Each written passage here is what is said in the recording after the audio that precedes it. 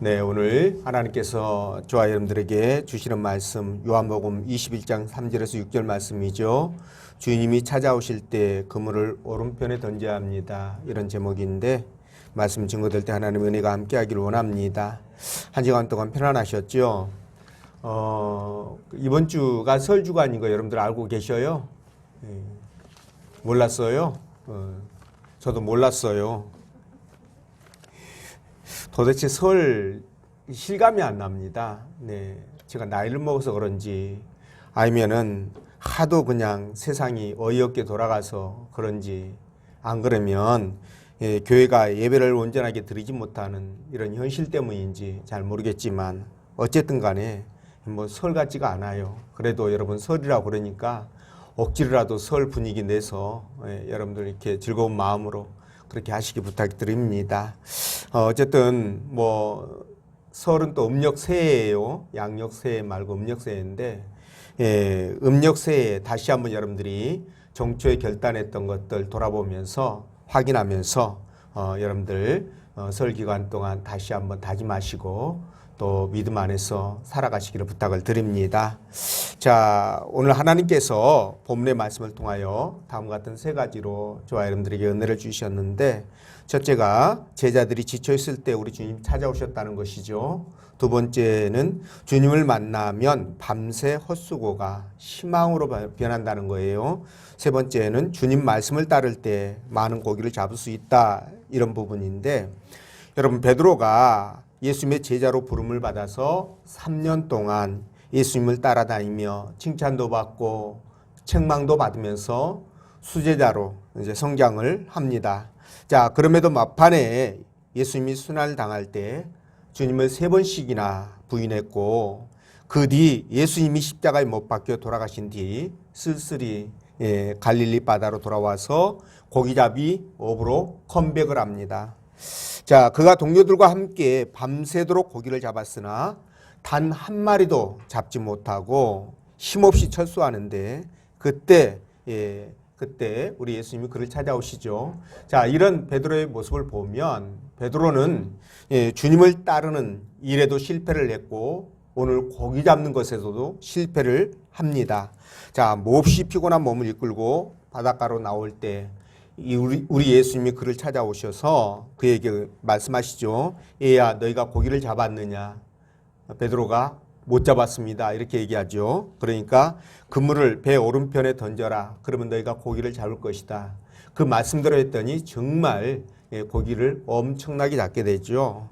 자, 그런데 오늘 이 본문의 말씀을 따라가면서 우리가 정말 시리에 빠진 이런 상태에서 주님이 찾아와셔가지고 그런 제자들을 어떻게 세워가는가, 이런 부분에 대해서 이제 성령께서 들려주시는 하나님의 음성을 듣도록 합니다. 자, 첫째로 제자들이 지쳐있을 때 우리 주님이 찾아오셨다는 것이죠. 3절 4절 말씀 함께 읽어봅니다. 시작.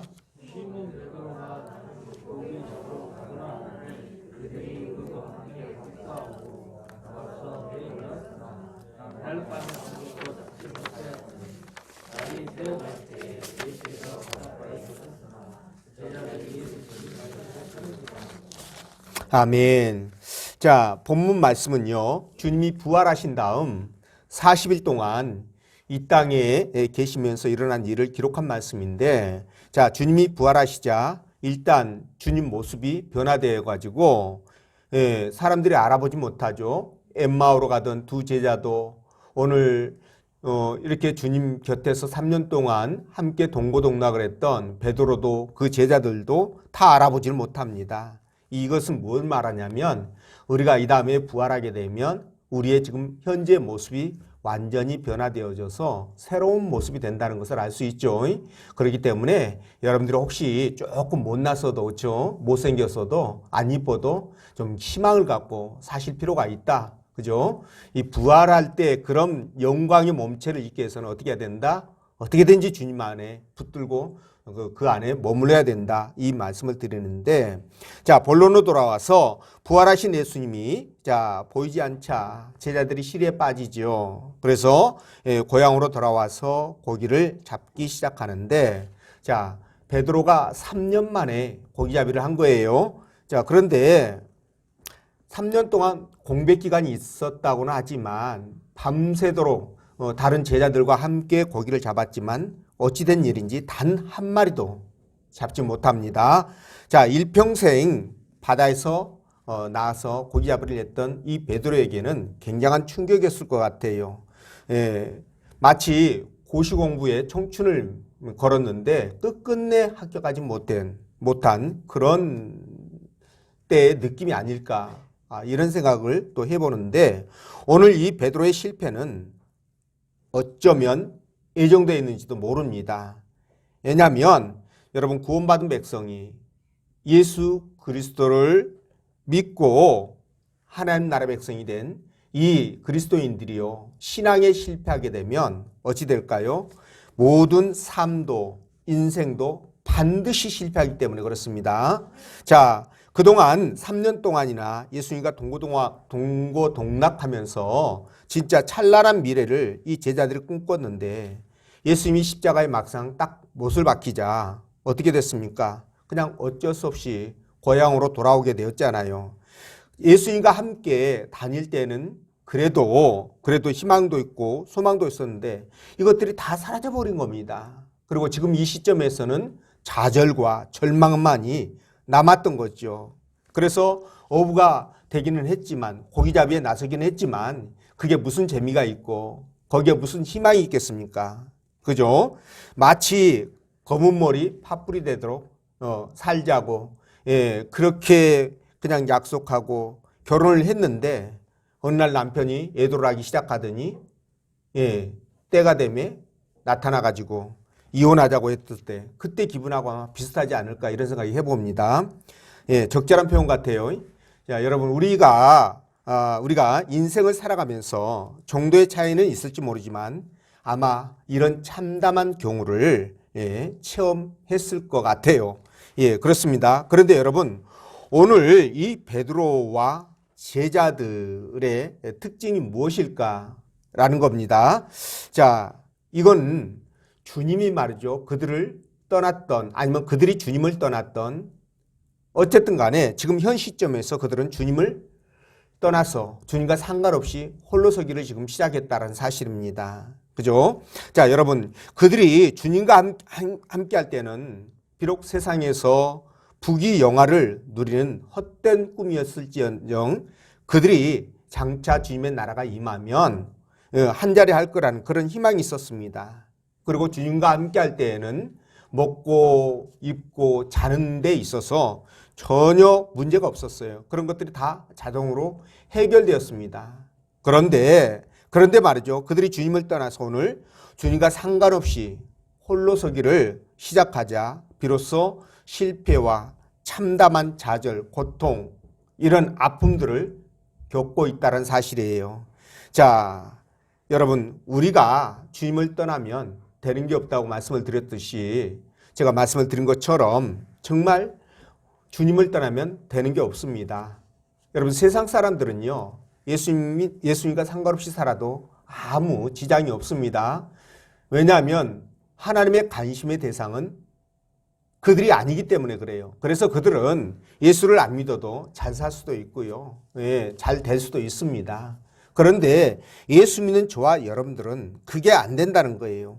구원받은 백성들은 분명 주님과 함께 해야 됩니다. 주님을 떠나면 희망도 기쁨도 사라지고요, 좌절과 실패만 남는다는 사실이에요. 여러분, 가룟 유다가 그것을 잘 보여주지 않습니까? 가룟 유다는요, 주님과 함께 할 때는 전혀 문제가 없었어요. 여러분들이 알고 있다시피 그렇죠. 그런데 주님을 떠나자 어떻게 됐습니까? 바로 사단이 그의 마음 가운데 들어가서 장악하죠. 그래서 그의 인생 자체가 실패한 인생, 저주받은 인생으로 변하고 말지 않습니까? 뿐만 아니라 사울왕도 똑같습니다. 성령이 그와 함께 할 때는요, 하나님의 영이 그와 함께 할 때에는 여러분, 그가 정말 하나님의 사람으로서의 정말 하나님과 함께 동행하는 삶을 살 수 있었지만, 하나님의 신이 떠나자 어떻게 됐습니까? 악령이 바로 그를 사로잡지 않습니까? 그죠? 그래서 그의 인생이 결국 비참한 실패로 끝나고 마는 것을 볼 수 있습니다. 자, 그렇기 때문에 여러분 하나님을 떠난 자들, 그러니까 예수 그리스도를 믿고 하나님 앞에 구원받은 주의 백성들이 하나님을 떠나면 그의 삶이 피폐해지고요. 그리고 절망과 실패로 바뀐다는 사실이에요.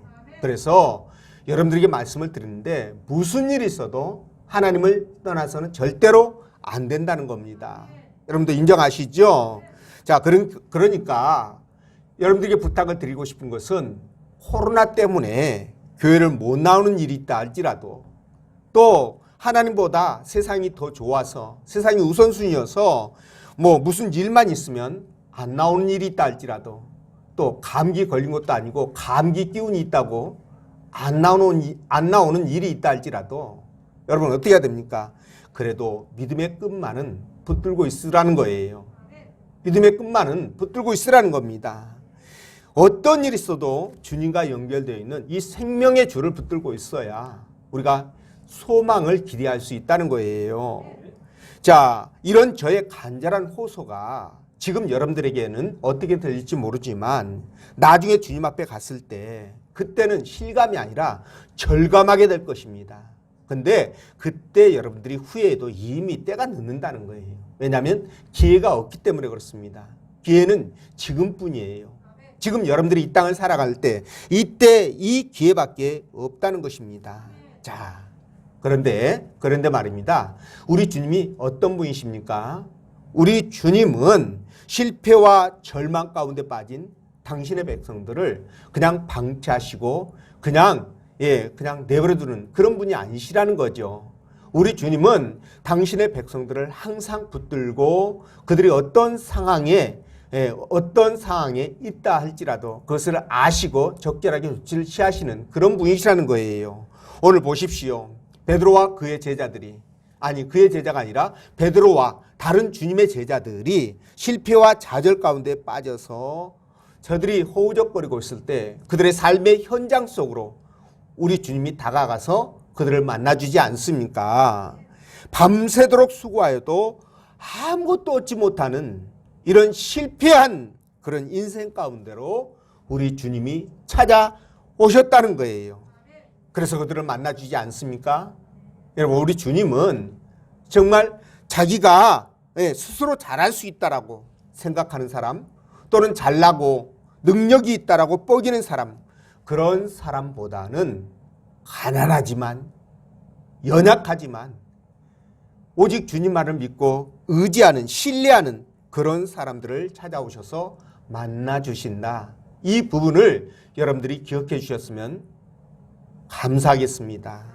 그래서 마가복음 2장 17절에 뭐라고 말씀하십니까? 예수께서 들으시고 그들에게 이르시되 건강한 자에게는 의사가 쓸데없고 병든 자라야가 쓸데 있나니 나는 의인을 부르러 온 것이 아니라 뭘 부르러 왔다? 누구를? 죄인을 부르러 왔다. 이렇게 말씀하셔요. 그래서 여러분, 우리 주님이 아까도 말씀드렸지만 시리에 빠져서 엠마오로 돌아가는 두 제자들에게 나타나셨잖아요. 오늘 이 자리 시리에 빠진 그 베드로와 다른 제자들에게도 나타나셨고 저와 여러분들에게도 나타나신다는 사실입니다. 자, 그래서 우리 주님이 그들을 이루하시고 그들과 함께 하시는 또 저와 여러분들을 이루하시고 저와 여러분들과 함께 하시는 그런 모습들을 볼 수 있을 것입니다. 자, 우리 주님은요, 모든 사람들의, 여기서 모든 사람이라는 것은 믿음을 갖고 살아가는 주의 백성들을 얘기하겠죠. 이 사람들의 형편과 처지를 다 알고 계셔요. 그러니까 저와 여러분들이 또는 제자들이 주님을 직접 보지 못하고 만나지 못했다 할지라도 우리 주님은 그들이 어디에 있는지 또는 저와 여러분들이 어디에 있는지 무엇을 하고 있는지 어떤 형편과 처지에 처해 있는지 이런 사실들을 전부 다 알고 계신다는 거죠. 그렇기 때문에 오늘 이 제자들이 있는 곳에 정확하게 찾아오시지 않습니까? 이 모습을 볼 때 우리가 그것을 알 수 있다는 거예요. 자, 그래서 저와 여러분들이 살아가는 삶의 현장에 정말 크고 작은 많은 문제들 만나지 않습니까? 그렇죠? 자, 그때마다 여러분들이 어떻게 그것을 헤쳐나왔는지 한번 돌이켜보시길 바랍니다. 분명 그 순간순간마다 돌이켜보면 하나님이 함께 하셨다는 것, 우리 주님이 그 순간순간마다 저와 여러분들을 붙드시고 인도하셨다는 것을 인정하지 않을 수가 없을 것입니다. 여러분, 그렇기 때문에 혹시라도 지금 여러분들의 삶이 고단하고 그리고 지치고 힘들어도요, 낙심하거나 절대로 절망하지 말라는 거예요. 저와 여러분들이 아까 말씀드린 대로 어디 있든지 우리 주님이 항상 그 눈동자가 우리를 향하시고요, 그리고 우리와 함께 하시면서 때가 되면 피할 길을 열어주시고 또 다시 시작할 수 있는 새로운 힘을 주신다는 거예요. 믿으시죠? 그렇기 때문에 주님 안에 거하십시오. 아무리 세상이 좋아도 주님보다 더 좋을 수는 없어요. 아무리 세상 것들이 많고 풍성하다 할지라도 우리가 가지고 갈 수 없습니다. 잠시 이 땅에 머물 동안만 우리가 이 땅을 누리는 것 뿐이잖아요. 그렇기 때문에 진정 어떤 것이 더 가치 있고 소중한지는 저와 여러분들이 다 아실 거예요. 그렇기 때문에 우리 주님과 동행하는 그런 믿음의 삶이 되시기를 부탁을 드립니다. 주님 말씀에 순종하는 그런 믿음의 삶을 사십시오. 그러면 우리 하나님께서 끝까지 저와 여러분들을 책임져 주십니다. 그런 은혜 안에 살아가는 여러분 되시기를 부탁을 드리고, 두 번째, 주님을 만나면 밤새 헛수고가 뭘로 바뀐다고요? 희망으로 바뀐다. 5절 말씀 읽어봅니다. 시작.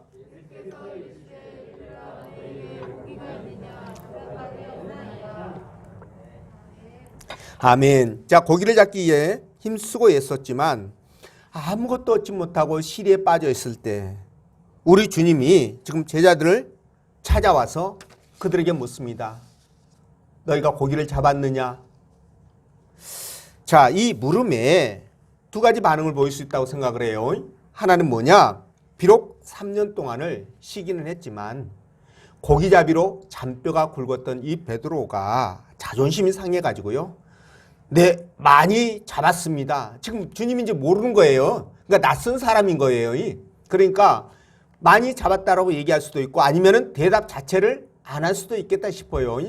또 하나의 반응은 지금 오늘 본문 말씀처럼 솔직하게 지금 고백하는데, 베드로가 뭐라고 고백합니까? 밤새 고기를 잡았지만 한 마리도 잡지 못했다, 이렇게 고백하잖아요. 그런데 여러분, 이 베드로의 고백이 저와 여러분들이 하나님 앞에 평생 해야 될 고백이 아닌가, 이렇게 생각을 합니다. 자, 여러분, 우리 인생 한마디로 표현하면 뭔가를 움켜쥐려고 애쓰는 그런 인생이다, 이렇게 말씀을 드릴 수가 있는데, 우리는 뭐든지 그냥 보이는 대로 닥치는 대로 그것을 내 것으로 만들려고 하는, 소유하려고 하는 그런 본능들이 있어요. 그래서 그런지 모르지만 아이가 세상에 태어나면 어떻게 태어납니까? 손을 이렇게 하고 태어납니까? 아니면 이렇게 하고 태어납니까? 그렇죠. 아이들 여러분들이 다 낳아봐서 알 거예요. 안 낳아보신 분도 있지만, 아이를 보면 항상 손을 이렇게 쥐고 있어요. 태어날 때부터 이렇게 쥐고 태어나서 쥐고 있습니다. 그러니까 이런 것을 보면 도대체 저 아이가 무엇 때문에 손을 쥐고 있나, 이게 우리의 본질을 보여주는 것 같은 느낌이 들어요. 그래서 저 아이가 앞으로 살아가면서 권력을 움켜쥐려고 쥐는 그런 형상이 아닌가, 돈을 그냥 모으려고 하는 그런 형상이 아닌가, 또 명예를 쌓으려고 그러고 또 뭡니까? 지식을 쌓으려고 하는 그런 모습이 아닌가, 이런 생각이 들거든요. 자, 그런데 우리가 이런 것들을 하는 것은 아까 본능이라고 말씀을 드렸는데 이게 우리의 삶의 본질인 것 같아요. 근데 말이죠, 이렇게 한다고 해가지고 과연 그것들이 지어지냐는 겁니다. 내 것으로 되느냐는 거예요. 어느 순간 내 것이 되는 것 같지만 눈 떠보면 사라지고 없는 그런 신기루 같은, 안개 같은 그런 것들이 여러분, 우리가 보고 있는 이런 세상의 권력들, 그리고 돈, 명예, 지식, 이런 것들이 아닌가, 그런 생각을 해봅니다.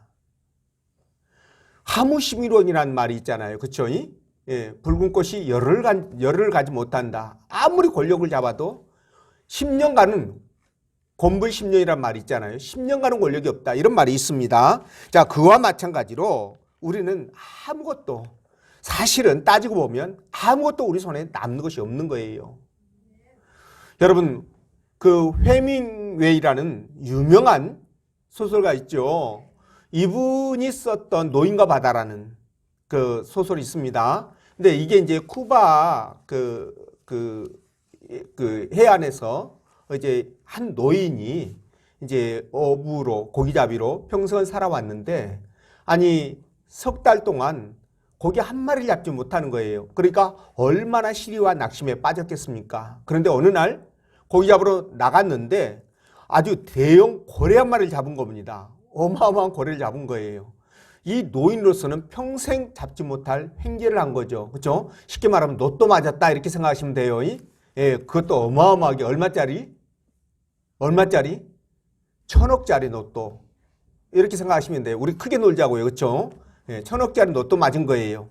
그래가지고 이 노인이요 3일 밤낮을 잠 한숨 못 자고 그 고래와 사투를 벌입니다. 결국 어떻게 합니까? 고래가 지쳐가지고 이제 노인이 그 고래를 끌고 지금 이제 항구로 귀환을 하는데요. 항구에 귀환해서 보니까 아유 고래 고기 살점이 하나도 안 붙어 있네. 상어떼가 그동안에 상어떼가 그 고기를 다 그냥 뜯어 먹어버린 거예요. 뼈만 앙상하게 남아있는 거죠.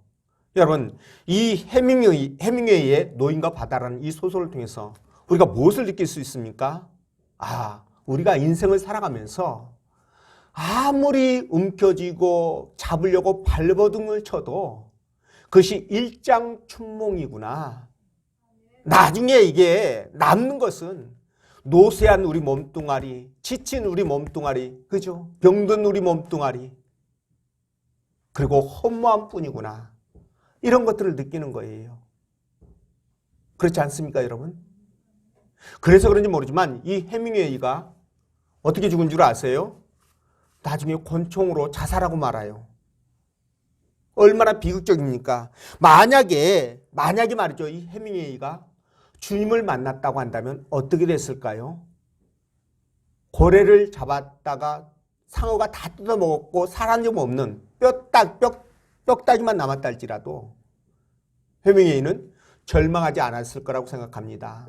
왜냐하면 우리 인생의 가장 본질적이고 가장 가치 있는 것이 무엇이냐? 그게 바로 우리 하나님이시고 우리 주님이라는 것을 알게 되기 때문이라는 것이에요. 여러분 생각해 보십시오. 로또 1,000억짜리를 맞았는데 여러분들이 당장 무슨 일이 생겨가지고 수족을 움직이지 못한다. 누워서만 있어야 된다고 생각해 보십시오. 그 돈이 무슨 상관이 있습니까? 나하고.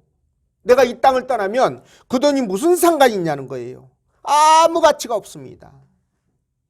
그래서 여러분, 태어날 때는 움켜쥐기 위해서 주먹을 쥐고 태어나지만 돌아갈 때는 어떻게 돌아가요?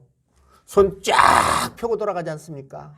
아무것도 내가 가진 게 없노라. 빈손으로 왔다고 빈손으로 가는 것이라는 것을 보여주는 거잖아요. 이런 모습이 바로 우리 인생이 아닌가 그렇게 생각을 합니다. 오늘 보십시오. 제자들이 그 고기 잡는 것이라고 한다면 누구에게도 뒤지고 싶지 않을 이 베드로가, 베테랑인 이 베드로가 밤새도록 다른 제자들과 함께 팀을 이루어서 고기를 잡았지만 한 마리도 잡지 못하고 피곤한 몸과 마음, 그리고 수고와 슬픔뿐이 남았다는 거, 이걸 우리가 생각한다면 우리 인생 진짜 주님을 떠나면 아무것도 없구나. 그런데 여러분, 그런 제자들에게 누가 찾아오셨어요? 주님이 찾아오셔서 그 지치고 힘든 그 인생 가운데 주님이 찾아오셔서 어떻게 하십니까? 그들의 좌절과 그들의 낙심과 절망을 희망으로 여러분 바꿔버리지 않습니까? 이런 주님이 저와 여러분들의 하나님이시라는 게 얼마나 감사한지 몰라요. 여러분, 그렇기 때문에 주님을 만나기 위해서는 여러분들이 어떠한 수고도 어떠한 희생도 감당할 수 있어야 되는 거예요. 감기 걸린 것도 아니고 감기 걸려도 나와야죠. 감기 기운이 있는데 안 나와. 감기 기운이 뭐예요? 내 느낌으로 보니까 몸이 조금 아픈 것 같아. 이분이 로또 1,000만 원짜리 당첨, 1,000억짜리 당첨됐다면 어떻게 될까요? 그렇죠. 벌떡 일어나죠. 만사 제쳐도 제껴놓고 주님을 만나야 돼요. 네, 주님을 만나야 됩니다. 그래서 그 주님께 내 솔직한 심정 베드로처럼 내가 밤새도록 잡았지만 수고와 슬픔뿐입니다. 내 인생이 허무뿐입니다. 안개와 같습니다. 솔로몬의 고백처럼 그런 고백이 있어야 되고요. 그럴 때 우리 주님의 도우심과 이루하심, 우리 주님의 함께하심을 경험할 수 있다는 거예요. 그럴 때 여러분 우리의 절망과 정말 좌절이 희망과 소망으로 바뀌는 것입니다. 그 주님 만나시고 그런 여러분들의 심령들이 되시기를 주의 이름으로 축원드립니다. 셋째로 우리 주님을 따를 때 많은 고기를 잡을 수 있다고 그랬죠. 6절 말씀 읽어봅니다. 시작.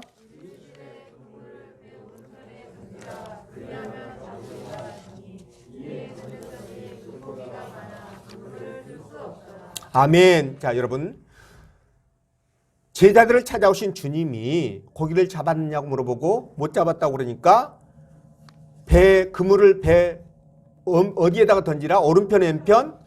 오른편에 던져라. 이렇게 말씀하셨죠. 자, 그런데 말이죠. 이 오른편에 던지라는 것이 무슨 뜻일까?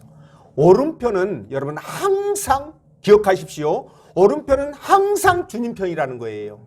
그걸 기억하셔야 됩니다. 그래서 마태복음 25장 33절 보면 주님이 심판하실 때 양은 어디에? 오른편에, 염소는 어디에? 왼편에 두라고 말씀하시잖아요. 그리고 누가복음 23장에서도 구원받은 강도는 어디에 있었어요? 오른편에. 또 지옥 가는 강도는 어디 있었어요? 왼편에. 아니 이게 바뀌지도 않고 그렇게 되네. 그리고 전도서 10장 2절에서도 이렇게 말해요. 지혜자의 마음은 어디에 있다? 오른편에. 그리고 우매한 자의 마음은 어디에 있다? 왼편에. 이렇게 있어요. 여러분들 성경을 보면 항상 여러분들 혹시 왼편에 좋은 곳이 있는 것이 있으면 저한테 일러주세요. 저도 배우게, 알아보게. 성경은 단 한 곳도 오른편과 왼편을 바꿔서 얘기한 적이 없어요. 오른편은 하나님 편이에요. 주님 편이에요. 왼편은 세상 편이고 사단 편입니다. 이걸 여러분들이 아셔야 됩니다. 그래서 오늘 그물을 오른편에 던지라고 그랬는데 이 말인즉슨 주님이 기뻐하는 삶을 살아라. 주님이 원하는 방식대로 살아라. 그리고 너는 항상 주님 편이 되어서 살아라. 이런 말씀이에요. 이것과 똑같은 말씀입니다. 이렇게 이해하시면 돼요. 자, 여러분 베드로가 3년 동안 주님을 따라다니면서 많은 것을 배웠어요. 그리고 열심히 순종해서 주님의 수제자가 되었지만 여러분 그의 신앙은 여전히 자기 중심적이었고 그리고 자기 기분에 따라서 기복이 심한 그런 신앙이었다는 것을 알 수 있습니다. 자, 심지어 주님의 말씀을 무시할 정도로 자만에 빠져 있었는데 결국 어떻게 됐습니까? 주님을 3번씩이나 부인하다가 결국 고기잡이로 되돌아가지 않지 않습니까? 여러분 기억나시죠? 자, 그렇기 때문에 여러분 우리는 항상 주님 앞에요. 내가 겸손하게 주님 편에 서서 주님 편에서 생각하고 주님 편에서 말하고 주님 편에서 행동을 해야 된다는 거예요. 이게 우리에게 주어진 과제다. 반드시 해야 될 과제다. 이렇게 생각하시면 됩니다. 그런데 여러분 우리는 신앙생활 하다 보면은요 이러지 못할 때가 너무 많아요. 더 나아가서 진짜 하나님 말씀 앞에 또는 주의 종의 권면에 순종하지 못하고 오히려 들이받는 경우까지 있습니다. 아니, 순종까지는 바라지도 않아요. 그냥 들이받지만 안 했으면 좋겠어요. 어떨 때는 막 민망할 때가 있어요, 제가요. 막 들이받으니까.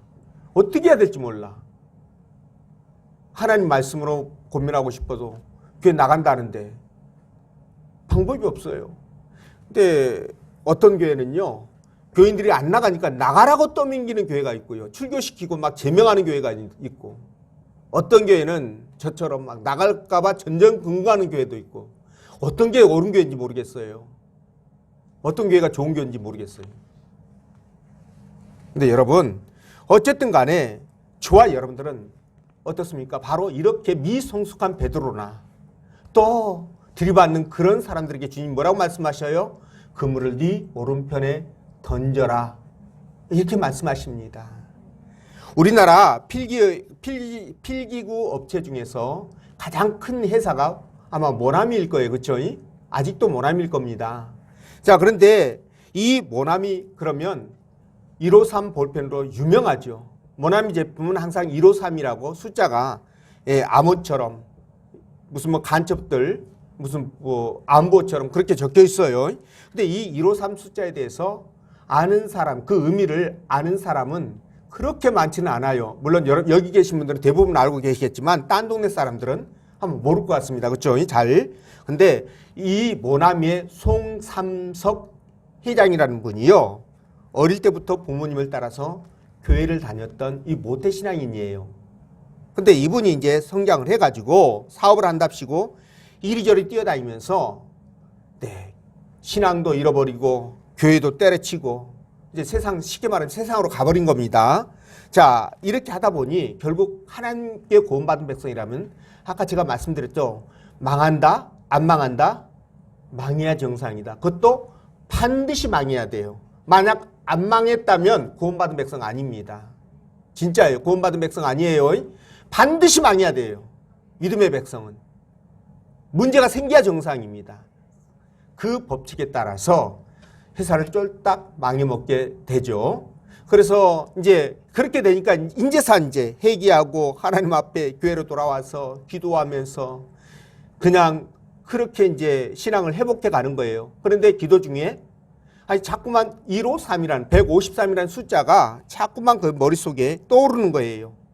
하나님께서 알려주시는 거죠. 그래서 어느 날 이 송 사장님이 목사님을 찾아가서 목사님 내가 기도하면 153이라는 이 숫자가 자꾸만 떠오르는데 이게 무슨 의미입니까? 라고 얘기하니까 바로 요한복음 21장 이 말씀을 펴서 읽혀주더라는 거예요.